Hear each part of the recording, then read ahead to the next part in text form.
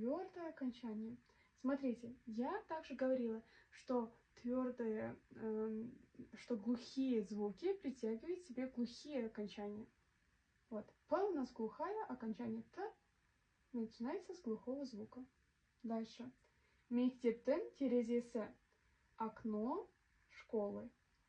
Смотрим на последний слог. Она у нас мягкая, заканчивается на букву П. Добавляется окончание мягкое тен. Мектептен терезесе. Дальше. Алманын үйі. Дом, алма. Вот. На слово смотрим. Заканчивается на твердое окончание. Также на гласное. Дауста. Добавляется окончание нын и твердое окончание. Алманын үйі.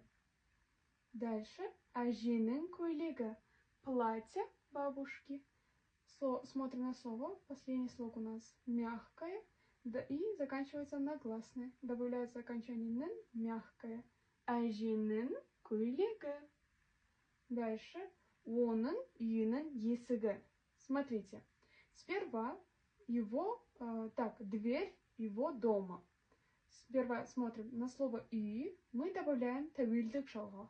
Потому что чей дом? Его дом. Видите? Добавляем тәуелдік жалғау. Потом уже после третьего лица тәуелдік жалғау мы добавляем окончание «нын». Дальше смотрим на последний слог. Да? У нас мягкое. Добавляем мягкое окончание. Оның үйінің есігі. Дверь его дома. Так, надеюсь, вам было понятно. Поставьте лайк, также запишите в комментариях, какую тему вам еще объяснить. Сау бол,